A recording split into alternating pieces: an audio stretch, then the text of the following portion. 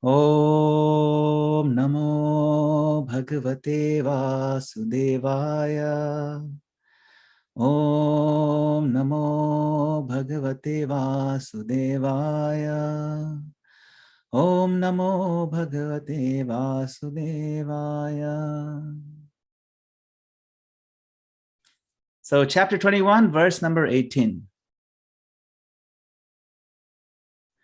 Hanta yamadrirabala haridasavaryo yadrama krishna charana sparasha pramoda manam tanoti sahago ganayostayoryat pani yasuya vasakandara kandamulai. Translation: of all the devotees, this Govardhan hill is the best. Oh, my friends, this hill supplies Krishna and Balaram, along with their cows, and cowherd friends, with all kinds of necessities: water for drinking, very soft grass, caves, fruits, flowers, and vegetables. In this way, the hill offers respects to the Lord. Being touched by the lotus feet of Krishna and Balaram, Govardhan Hill appears very jubilant. Purport: this translation is quoted from Srila Prabhupada Chaitanya Charitamrita, Madhya Lila 1834. Srila Vishwanath Chakravarti Thakur explains the opulence of Govardhan Hill as follows. Paniya refers to the fragrant cool water from the Govardhan waterfalls, which Krishna and Balaram drink and use to wash their feet and mouths. Govardhan also offers other beverages such as honey, mango juice, and pilu juice. Suyavasa indicates durva grass used to make the religious offering of arghya. Govardhan also has grass that is fragrant, soft, and conducive to the strong growth of cows and increased production of milk. Thus, this grass is used for feeding the transcendental herds. Kandara refers to the caves where Krishna and Balaram and their friends play, sit, and lie down. These caves give pleasure when the weather is too hot or too cold, or when it is raining. Govardhan also features soft roots for eating, jewels for ornamenting the body, flat places for sitting, and lamps and mirrors in the form of smooth stones, glistening water, and other natural substances. So we'll continue reading the next couple of verses. Gagopakairanu vanam nayatorudara Venu swanaikala padaistanu brutsya sakhya Aspandanam gatimatam pulakastarunam Niryoga pasha krita lakshanayor vichitram. My dear friends, as Krishna and Balaram pass through the forest with their cowherd friends leading their cows, they carry ropes to bind the cows' rear legs at the time of milking. When Lord Krishna plays on his flute, the sweet music causes the moving, living entities to become stunned and the non-moving trees to tremble with ecstasy.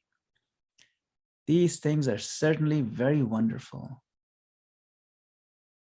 Purport: Krishna and Balaram would sometimes wear their cowherding ropes on their heads and sometimes carry them on their shoulders, and thus they were beautifully decorated with all the equipment of cowherd boys. The Vishwanath Chakravarti Thakur explains that the ropes of Krishna and Balaram are made of yellow cloth and have clusters of pearls at both ends. Sometimes they wear these ropes around their turbans, and the ropes thus become wonderful decorations.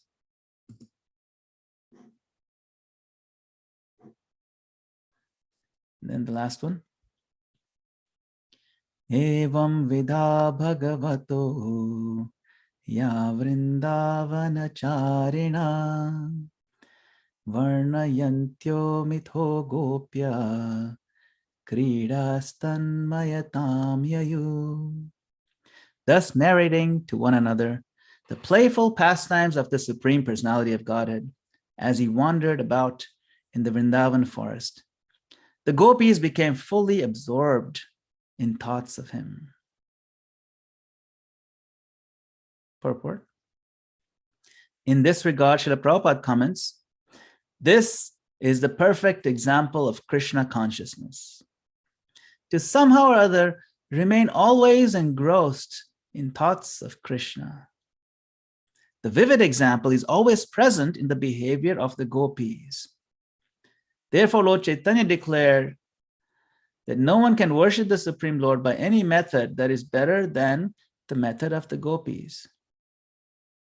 The gopis were not born in very high Brahmana or Kshatriya families. They were born in the families of Vaishyas, and not in big mercantile communities, but in the families of cowherdmen.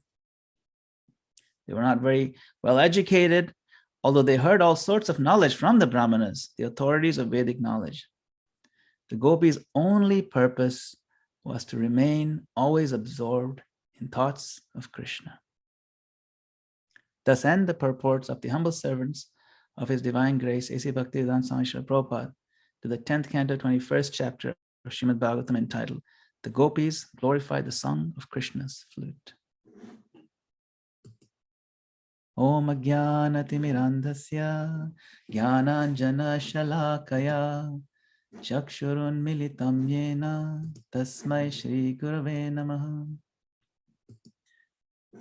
I offer my obeisances to the lotus feet of my spiritual master, who has opened my darkened eyes and filled my heart with transcendental knowledge. I also offer my obeisances to all of you assembled Vaishnavas and seek your kind blessings and permission that we may recite the Srimad Bhagavatam this morning. So thank you all once again for joining on this Sunday morning. It is Dwadashi, the day after Ekadashi. It's a day of celebration where, well, there's many reasons to celebrate today across multiple cultures and different religious traditions as well. One, it's a Sunday. It's always nice. It's Dwadashi, the day we break our fasts and we can reflect on all the realizations we may have had yesterday in trying to absorb our minds in Krishna. And also, I believe it is Palm Sunday, or it's the Holy Week in the Catholic tradition.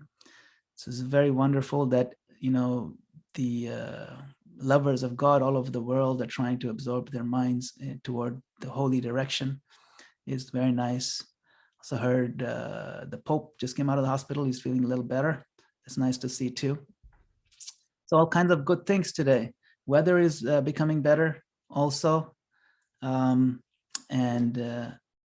we absorb our minds in this Srimad Bhagavatam, we can try to imagine ourselves in the beautiful arena of Vrindavan Dham, and you see the Govardhan Hill.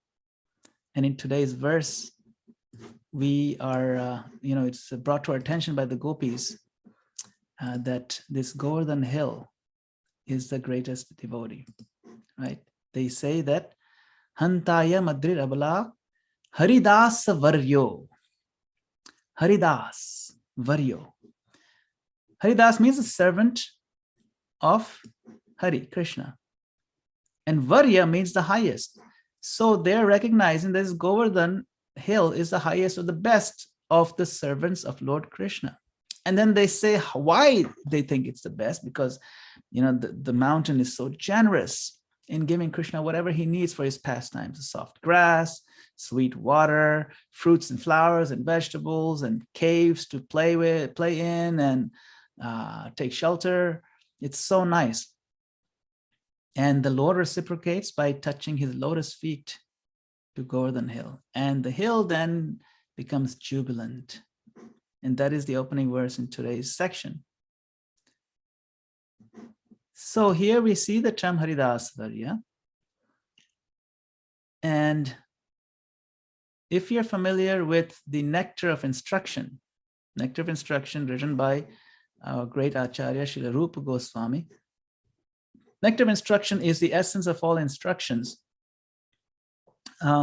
given to us, and it's a set of only 11 verses. But if we can understand those 11 verses, we can practice Krishna consciousness nicely. And in that section, or in that book, in the 9th verse,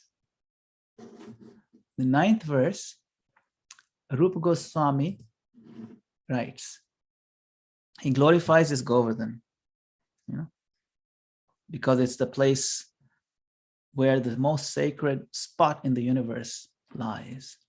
So he sings, Vaikuntha janito vara madhupuri tatrapi ratsotsavad vrindaranya mudara pani ramanat tatrapi govardhana radha kundamihapi gokulapate premamrita plavana kuryadasya virajato giritate sevam vivekinaka. The holy place known as Mathura is spiritually superior to Vaikuntha, the transcendental world, because the Lord appears there. And superior to Mathurapuri is the transcendental forest of Vrindavan, because of Krishna's Rasa Leela pastimes. And superior to the forest of Vrindavan is Govardhan Hill. Why? For it was raised by the divine hand of Sri Krishna and was the site of his various loving pastimes. And above all, the super excellent Sri Radha Kund stands supreme, for it is overflooded with the ambrosial nectarian prem of the Lord of Gokula, Sri Krishna. Where then is that intelligent person who is unwilling to serve this divine Radhakund, which is situated at the foot of Govardhan Hill? So, the whole hierarchy is given. We have Vaikuntha, which is the spiritual world. And interestingly, in this hierarchy, Vaikuntha is at the bottom of the hierarchy given by Rupa Goswami.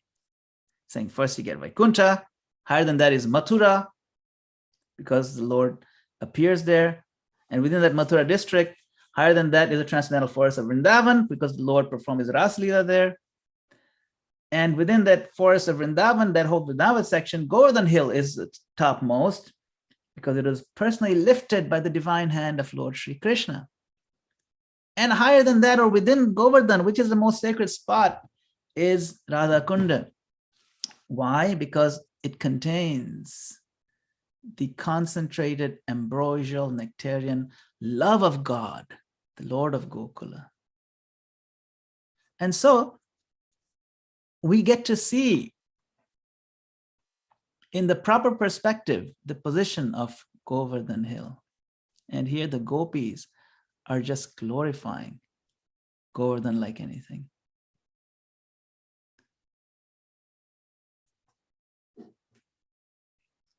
Now, the name Haridas Varya is also given to another great devotee. His name is Yudhishthir Maharaj. Yudhishthir Maharaj in Bhagavatam is also referred to as Haridas Varya. He was a pure devotee, of course, very dear to Lord Krishna. Him and all his brothers, and all 5 brothers were very top-class devotees. Of course, Arjuna, a very intimate friend of Lord Krishna. Krishna spoke to Arjuna the Bhagavad Gita. Yudhishthira Maharaj was certainly a very great devotee. And therefore, he earned the title Haridas Varya. He always tried to follow Dharma. He himself is the son of Dharmaraj. Himself is considered Dharmaraj. So, Yudhishthira Maharaj, having been recognized as being such a great devotee, in the Brihad Bhagavatamrita, written by Sanatana Goswami, we hear the story of Narada Muni. Narada Muni is trying to determine who is the greatest devotee, which devotee has received the most mercy of the Supreme Lord. And so he goes from person to person. He goes to Hanuman and Prahlad and so many different devotees. He comes to Yudhishthira Maharaj then.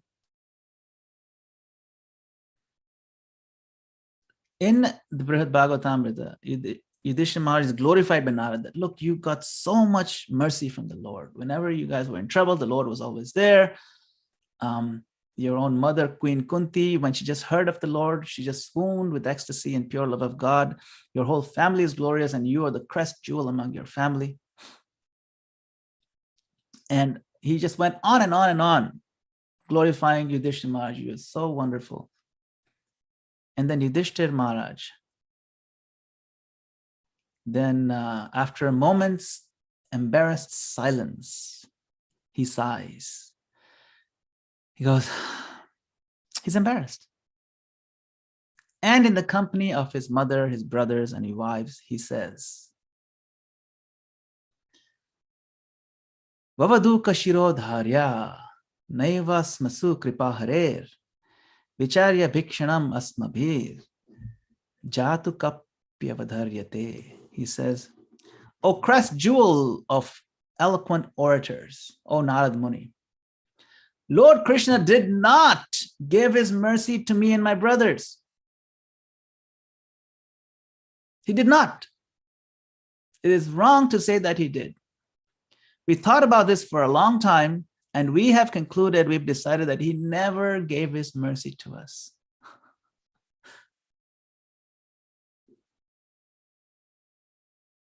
And then he continues, he says,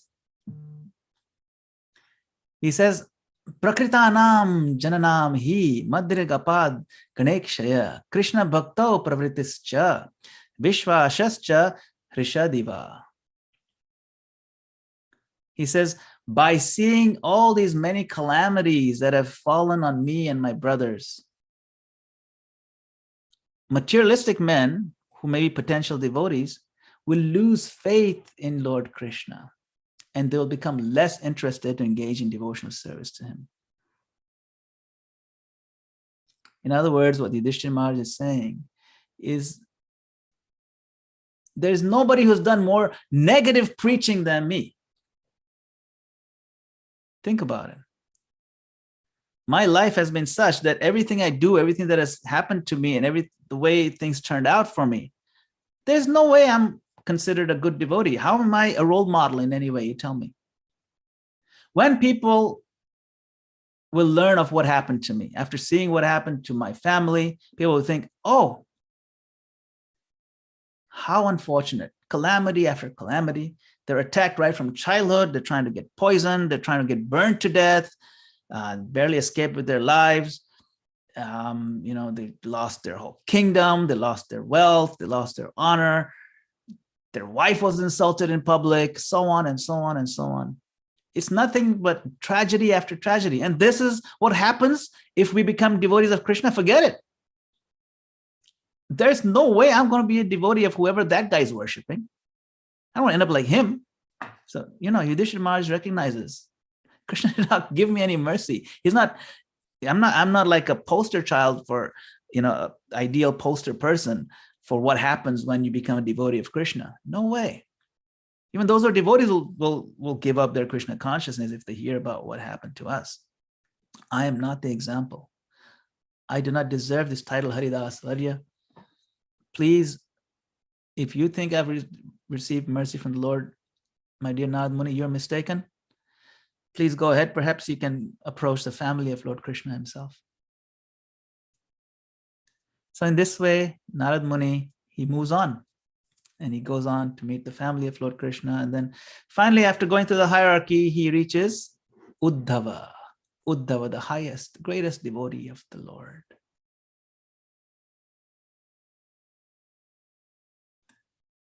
So Narad goes to Uddhava and says, Oh, Uddhava, you are the most favorite devotee of Krishna. In fact, Krishna himself says, Oh, Uddhava, what to speak of other devotees like Brahma, Shiva, Shankarshan, or Lakshmi? You are more dear to me than my own life. This is what Krishna spoke. Narad continues, you are such an intimate associate that Krishna values you more than his own life. You are the greatest devotee. And Uddhava said, yes, actually,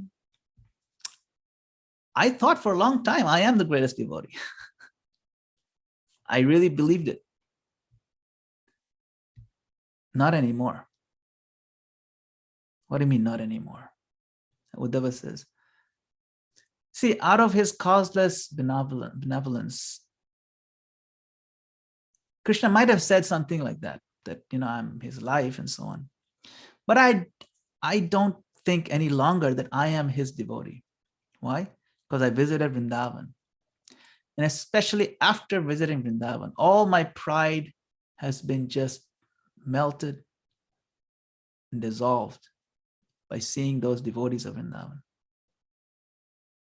That spirit of service, the intensity of love towards Krishna that I found in the devotees of Vrindavan is unparalleled. Oh, Devarshi Narad, I am nowhere, I'm nothing. Do you know that statement of mine? I spoke it back in Srimad Bhagavatam.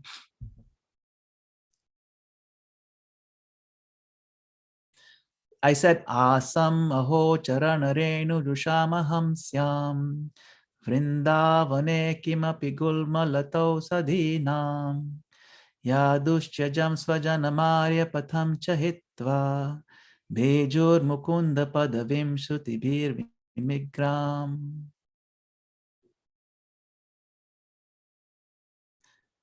I said, the gopis of Vrindavan gave up their husbands, children, and families who are difficult to renounce. They sacrifice even their religious principles, to take shelter of the lotus feet of Krishna.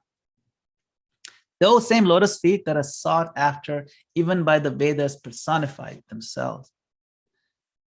Oh, grant me the fortune, the great fortune to take birth as a blade of grass in Vrindavan so that I may take the dust of the lotus feet of those great souls upon my head. That will be my glory. That will be my greatest fortune if I'm born as just a clump of grass. As they walk over me or walk near me and the dust gets raised and falls on me and I'll be ecstatic. That'll be the perfection of my existence. That's how great they are. I'm nothing. There in Srimad Bhagavatam, Uddhava says, I have disclosed my heart fully. The quality of love for Krishna that I found in the damsels of Vrindavan is so exalted that I could not but aspire to be born in Vrindavan as a piece of grass. So what are you saying, Devarshi Narad? If you want to see real devotion, real divine love, you should go to Vrindavan. Don't put people like me in an awkward position, embarrassing position, by saying that, oh, we have received the mercy of the Lord, or we are in possession of love of Godhead, or we have real devotion. Don't do that. We have no devotion. You're just making a mockery. What you're saying is a foundationless utterance. The real devotees of the Lord are not to be found here, they're found in Vrindavan. So in Bhagavatam, we understand how Sanatana Goswami is showing us the proper perspective and putting in perspective of a hierarchy of love, that yes, there is such a thing as intimate, more intimate, most intimate, and that is the highest. So what are we as followers of Srila Prabhupada, as readers of Srimad Bhagavatam?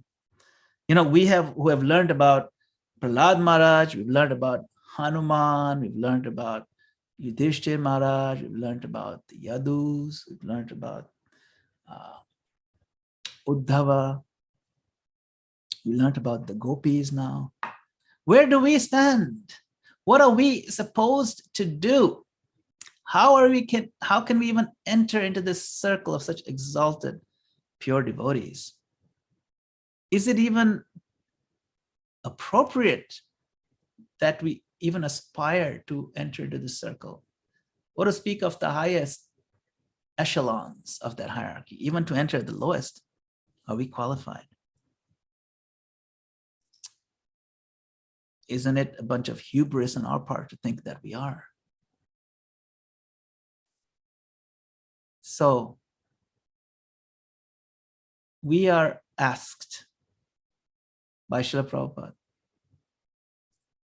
to follow in his footsteps.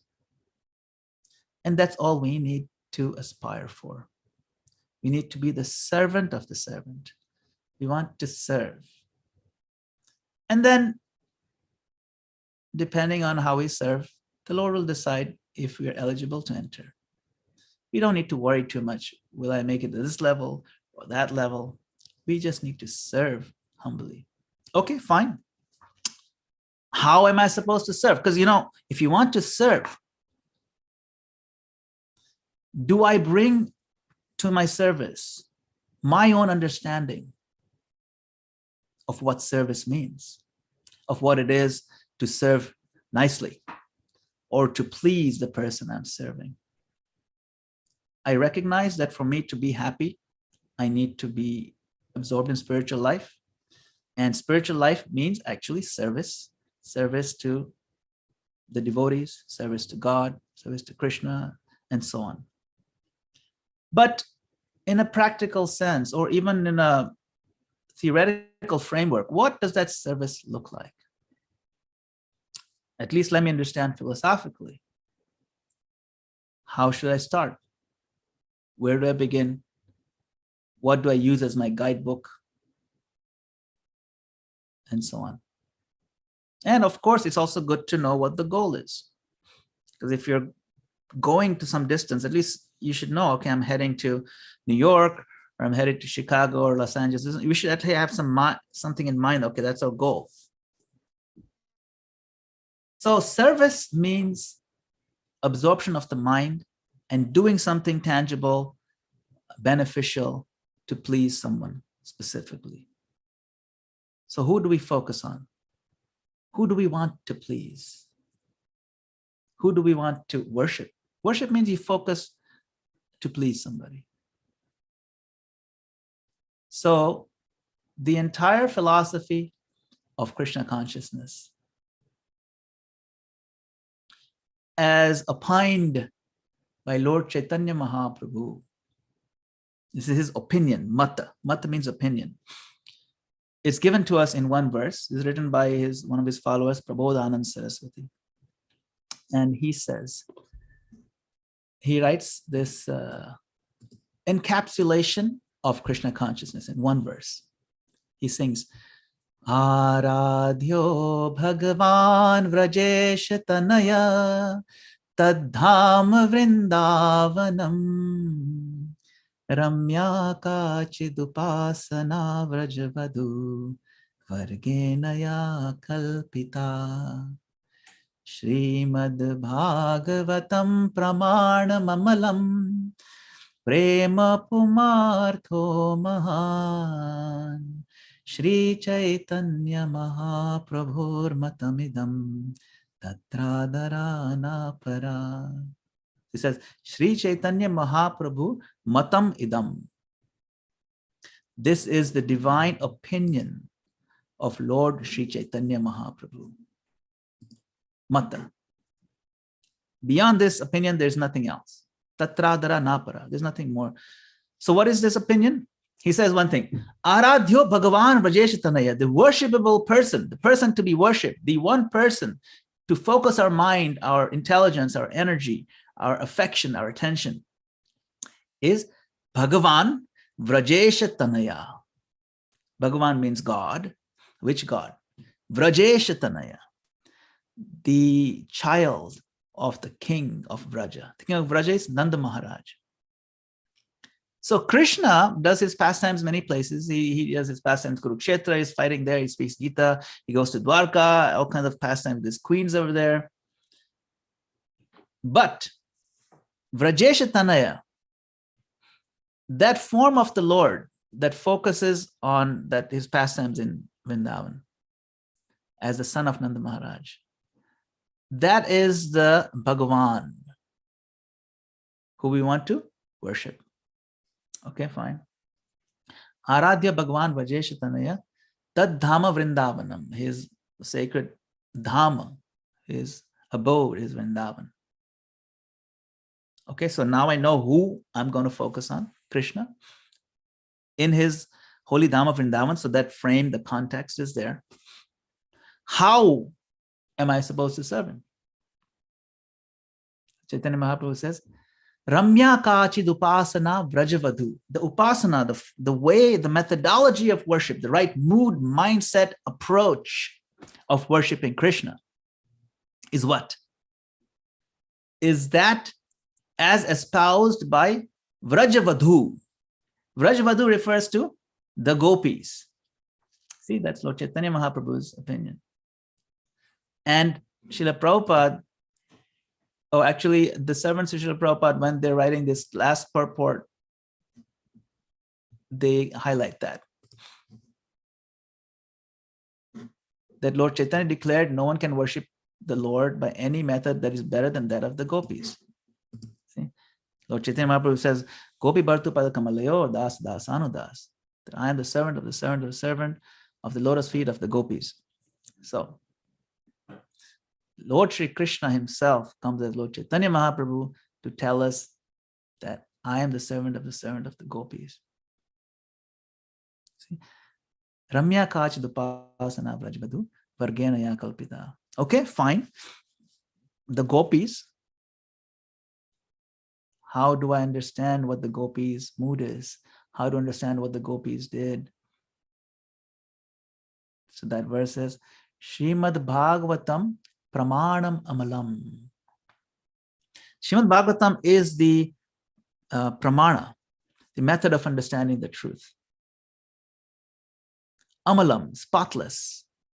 If you want to understand how the gopis align their moods to Krishna, you read Srimad Bhagavatam. And that's what we're doing this morning. And that's what all of you have been doing throughout this whole chapter, is understanding the gopis' heart as they are singing about the flute song of Krishna. And the love pours out. Therefore, Srimad Bhagavatam, Pramanam Amalam.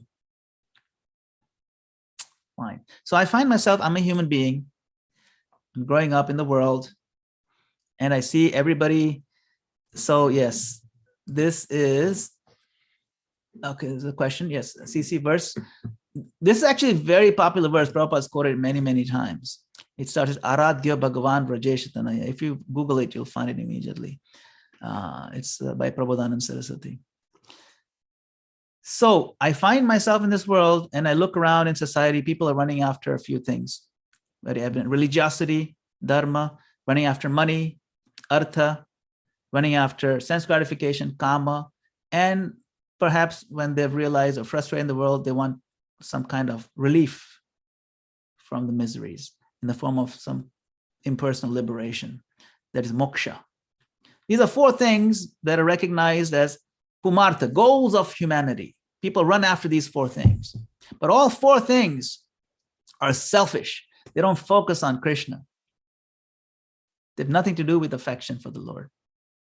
Therefore, in that same verse, prema pumartho mahan, that the greatest pumartha, the greatest goal of life, not those four things, but prema, the fifth purushartha, pumartha, that is the only one worth pursuing. Everything else is utterly irrelevant, superfluous, insignificant, inconsequential.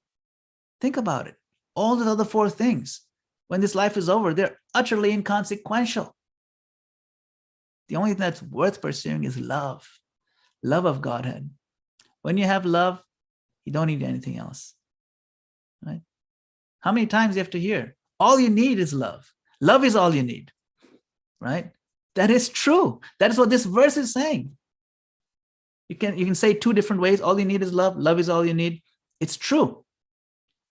Actually, we're seeking that, but we're looking for it in the wrong place. So the real pumartha is prema pumartho mahan. See? So here, in this verse, he glorifies the love of the gopis as the highest And it is the path for us all to follow, regardless of where we are at in our advancement of progress. Some people may say, oh yeah, Srila Prabhupada didn't give you the highest Gopi Prem. He just taught you basic stuff. You're not your body, go out and distribute books, chant Hare Krishna. That's not the highest. Let me tell you what's the highest. That's not true. Prabhupada has given us everything we need. He's given us all the details that we need. It's all in the Bhagavatam and in his Chaitanya Charitamrita and in his Krishna book. He's given us everything. Just have to dive into it. We have to dive deep. If you just dive and just stay in, if you just stay on the surface, you just collect fish. But if you want pearls, you got to dive to the bottom. That's where the pearls are. You got to dive deep. You see. So here in the Bhagavatam, we'll find that. Srila Prabhupada very famously said, those who go out and distribute books are in the mood of the gopis. He said that. Why? How is that the mood of the gopis? Because gopis' mood is, no, you serve Krishna before me. I'll push you in front of Krishna. Go and serve. So we go out and put other people. No, you serve. I will help you. I'll do whatever it takes to make sure you get aligned. You stand in the queue that you can get to see Krishna, get to serve Krishna directly. That's the mood of the gopis. We have to absorb that mood of generosity, the mood exemplified by Lord Chaitanya Mahaprabhu, who followed in the footsteps of the gopis by going on street to street, disengaging from selfishness. He didn't, nothing selfish, nothing for sense gratification, just to glorify Krishna, to promote devotional service, to promote devotees. And he overlooked everything. He disregarded our birth. You're born in a Muslim family, I don't care. I'm going to name you Namacharya. So what, are you born in a Muslim family? You see, Namacharya Haridas Thakur. These things become irrelevant. You're a man, woman, black, white, doesn't matter. Doesn't matter where you're born. Prema Pumartha Mahan. This is the mood of the gopis. This is the mood of Srila Prabhupada. We don't need to look elsewhere.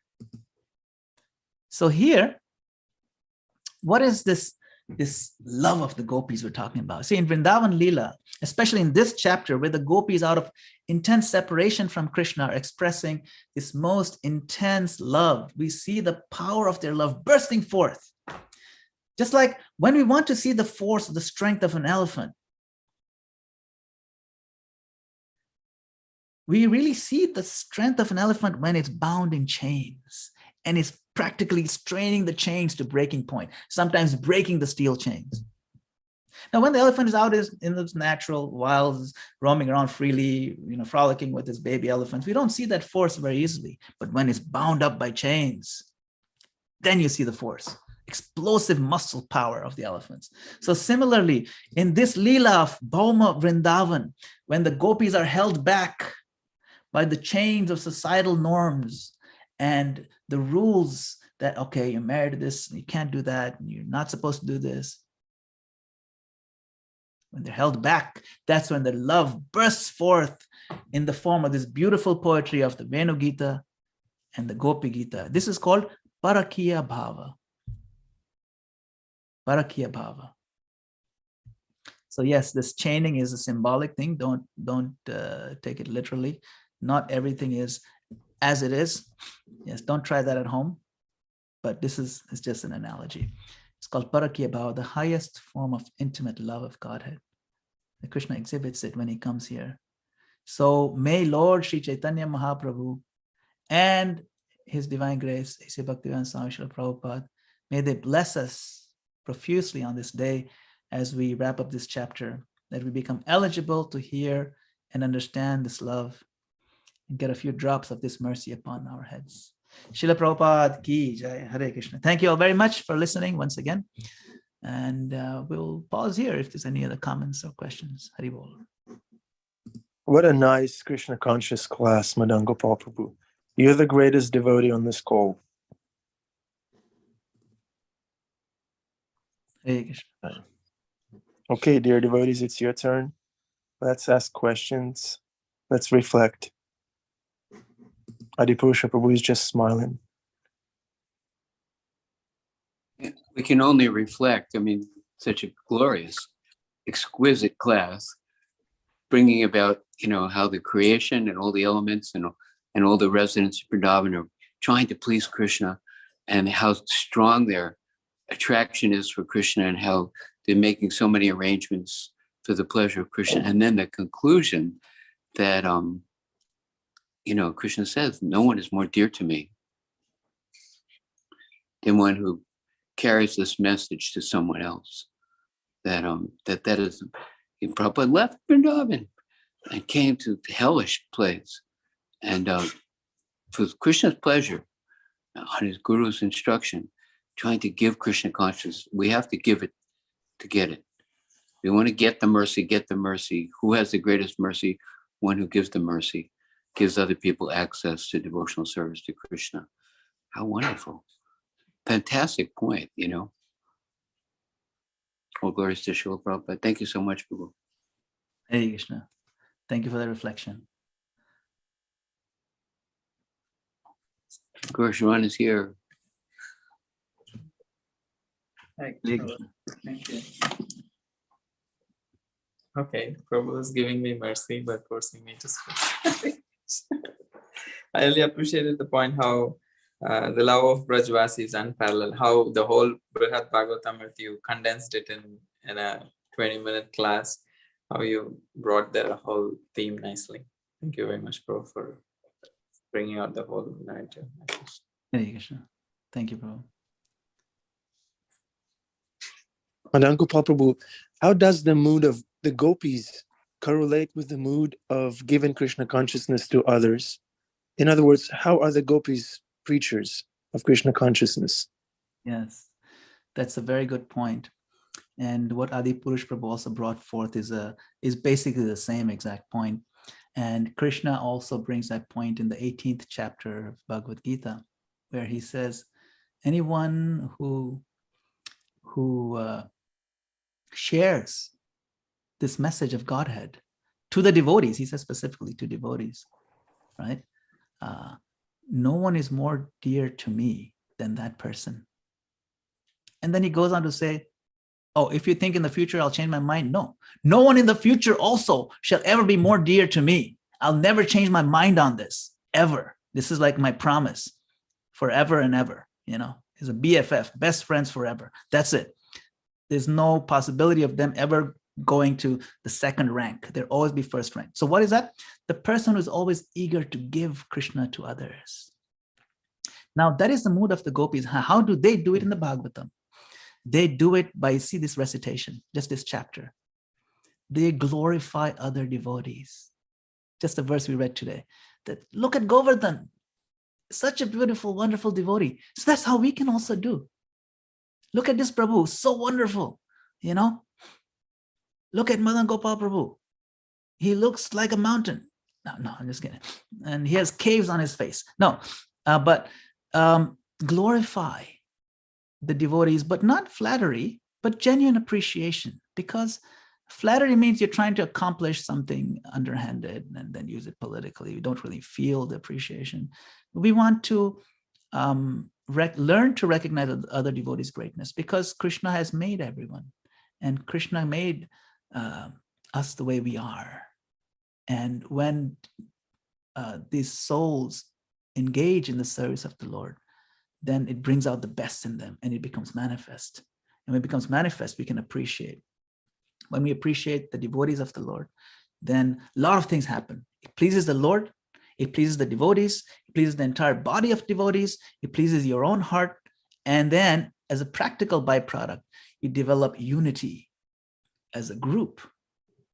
And when you develop unity as a group, you learn to understand each other better. And then you develop synergy as a team. And when you work as a team, it has a multiplicative factor, So instead of 5 people doing work individually, if they come together, it becomes like 50 people, the effect of it, even though there's still only 5 people. So similarly, it has practical byproducts that pleases the Lord. And when the gopis come in Rasa Lila, they're all dancing in great harmony. It becomes a beautiful picture. As the gopis demonstrate in Rasa Lila, they demonstrate by glorifying other devotees, they demonstrate by pushing other gopis forward, and so on. And this is what we are to learn. So many lessons. This is just 2 or 3 of them, but there's so many lessons to be learned by their words and by their actions. Thank you, Madana-gopāla Prabhu. Thank you. Hare Krishna. Wonderful Shastrik answer. Very satisfying answer. Thank you. Thank you for your kindly inviting us to join your very advanced circle of devotees. Hare Krishna.